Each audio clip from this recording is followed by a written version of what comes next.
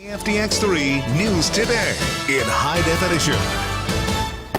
Get your gloves out, Texoma. It's opening day for the Texas Rangers. Thank you for joining us. I'm Deron Molen. It's something to certainly be excited about. It means spring is here. We start your morning off with breaking news. Louisiana Congressman Steve Scalise has been shot. Overnight lows, very warm. I know Brenna and I were saying, hey, let's warm things up a few months ago when we had some cold temperatures. I don't think this is what we meant, Brian. Triple digits. Not really feeling that. Melanie, as the songbird Miley Cyrus once said, it's a party in the USA over here. Although I haven't quite moved my hips like yeah just yet. All the real fun begins at 3:30 this afternoon. We're actually working on some cinnamon rolls right now, Brenna. With all this flour, I kind of feel like LeBron James's pregame routine here, just to get a little bit of that up in the air. Our spaceship is crashing, America. Houston, we have a problem. It's a new day at McNeil Middle School.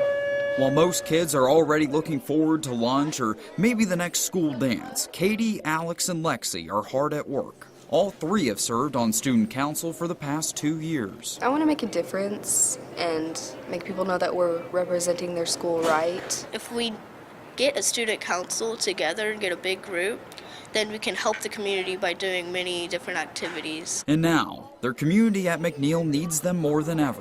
The McNeil Mustangs have been through a lot these past few weeks, and the reminders are everywhere from the ceiling to their shoes. She loved purple. On September 2nd, two of their classmates, Lauren Landavazo and Michaela Smith, were shot in broad daylight walking home from school. Michaela is out of the hospital recovering. Lauren didn't make it. Did you personally know Lauren at all? Yes. She was one of my best friends. She was like the nicest person you would ever meet.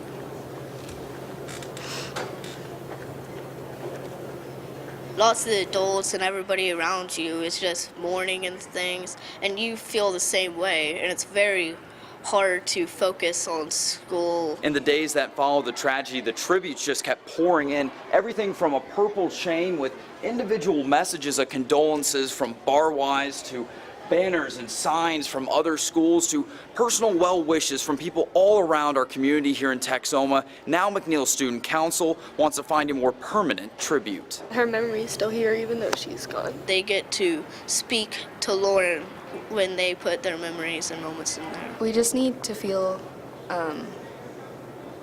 closure. When something happens to one of our kids, it happens to all of us. That's why Linda Kennedy wanted to pay it forward, to help Lauren's classmates take the first step in memorializing the girl who, like a link in the purple chain above, spent her 13 years connecting the community around her. And we would all just come together, and we were all friends because of Lauren. It'll give us hope looking at it and knowing that there's a better future ahead and that it'll be okay. It'll all be okay. Deron Molen, KFDX 3 News.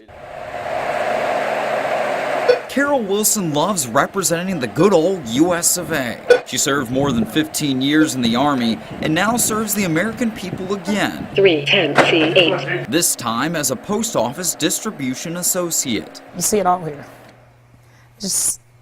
People if they can mail it, they come up and say, can I mail it? Yes. And she does hear and see it all, from endless streams of packages off trucks to the soft chirps of baby chicks to the countless letters that flow through the system. Of course, all those letters don't just appear in your mailbox. They first come here to the post office, arriving on trucks. Once the mail arrives, it is then sorted by zip code and also by route. And the packages are, too, just in bins that are, well, just a little bit bigger.